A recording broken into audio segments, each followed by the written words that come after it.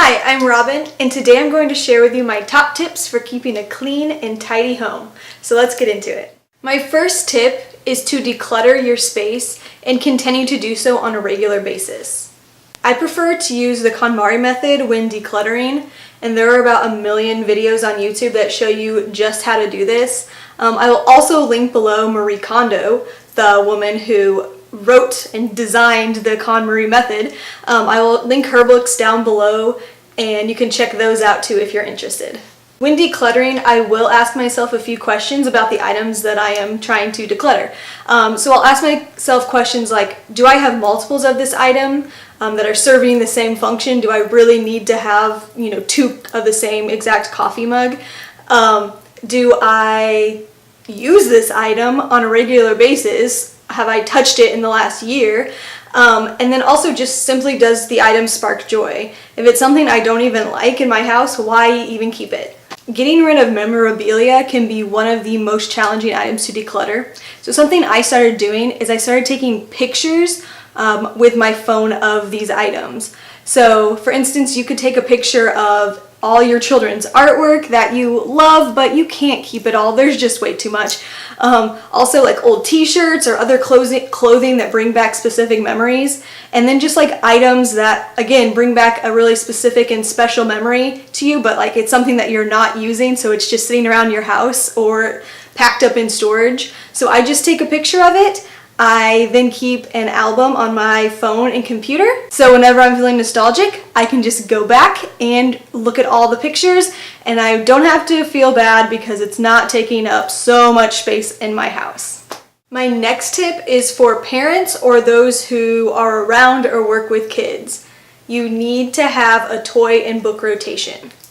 I have a bookshelf in my son's room that stores his toys. And as you can see, there's not a lot of space, which is actually great. We regularly rotate the toys that we have out on the shelves.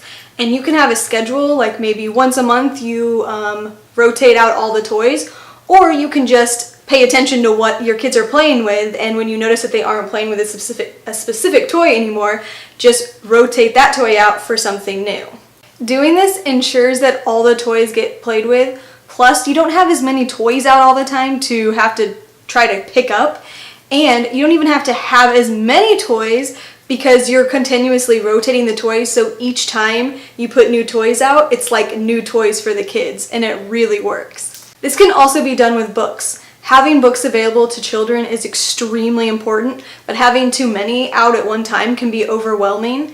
And again, they won't even get read because there's just too many books to choose from. My suggestion is to have a couple bookshelves or a basket to store your children's books in that can be easily rotated with the books that your child's interested in and anything that they are learning about in school or at home. Also, try having your kids help with the book and toy rotation. You'd be surprised how honest they are and how they tell you which toys and books they are ready to put away.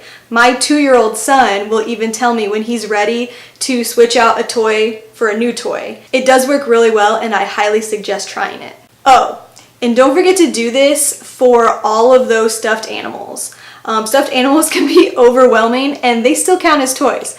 So what I do personally is I allow my son to have 2 to 4 special buddies, as he calls them, out at a time. And he can choose any of the special buddies he wants. And whenever he wants a new special buddy, that's fine. We just store all of his stuffed animals in a big basket.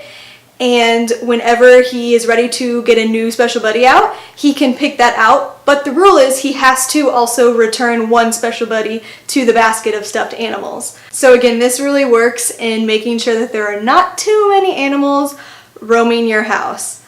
My next tip is that everything in your house has its own spot. When every item in your house has its own spot, it makes cleaning up said items so much easier. Plus, you can always store similar items together, which makes finding and adding those items so much more easy to find and to know where they should go. Also, when you do bring new items in, find a spot for them right then. Don't just make a pile and get to it later. Right then, figure out where its spot's going to be, and then you won't have such a problem of clutter building up. My next tip is simple, but it doesn't always happen. So, when you are finished using something, put it away, which is very easy to do once everything has its own spot. This also goes for suitcases. When you get home from a trip or an outing, put everything in your suitcases or bags or anything you just had with you, put it away when you get home. Don't save it for the next day. Trust me, when you wake up in the morning and everything is already put away, it feels amazing. Plus you can sleep in. My next tip is, if you make a mess, clean it up now. So say you're brushing your teeth and you drop some toothpaste in the sink. Just wipe it up now. Don't wait until bathroom cleaning day or whatever. Just do it and then it's done with. Also, if you're cooking or baking, the kitchen can tend to become a disaster zone for some people. So clean up while you're cooking.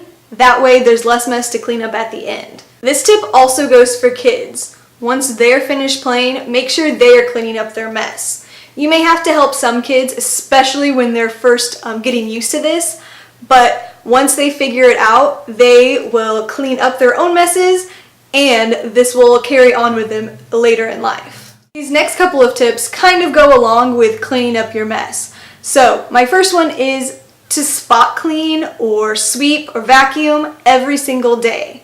Doing this will keep your house clean and you won't have those days where you have to spend all day long cleaning up. You also don't have to worry about your house not being clean when those last minute guests arrive. So remember, this is spot cleaning. You don't have to go and vacuum every inch of your house every day. That's not what I'm saying at all. You're spot cleaning. So only vacuum the areas that are those really high traffic areas and only do it, a couple times a week. You don't have to do it every single day.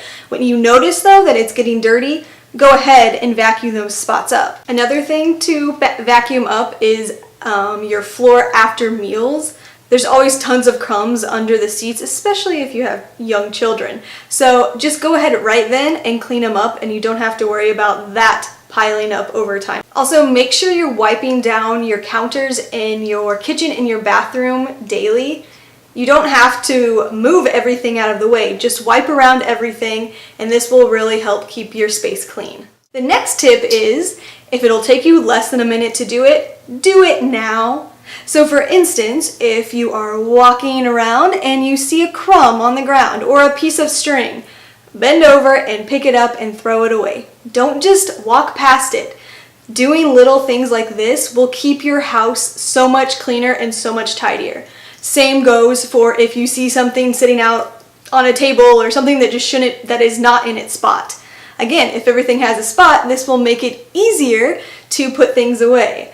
So if you see dirty dishes out, or if you see a pair of shoes out, just go put them away right then. Don't save it for later. My final tip is to make the beds every morning. This will make your space feel instantly more organized and tidy, and it will give you inspiration to keep the rest of your house tidy also. Plus, when you get into a made bed at night, you feel instantly more relaxed. And make sure to get the kids involved. Don't do all the work. Make this one of their morning responsibilities. You again may have to help some kids with making their beds, but don't do all the work. There's always something that the kids can do. My 2-year-old, he helps make his bed every morning. He can't quite do all the work, but he likes to help me tuck in the blankets underneath the mattress. He helps me move the pillows and put them how they should be, and he also likes to set out his special buddies in front of his pillows every day. So the kids can definitely help out in some way with making their beds. And that's it. When you do these simple tips, you'll find that you have to deep clean less, and your house will be and look more put together. Thank you so much for watching. If any of these tips help you learn how to keep your house clean and tidy, please give this video a thumbs up. And if you're interested in any more videos like this or motherhood, please click that subscribe button. And don't forget to hit the bell notification and it will notify you when I add any new videos. So again, thank you so much for watching. See you later. Bye.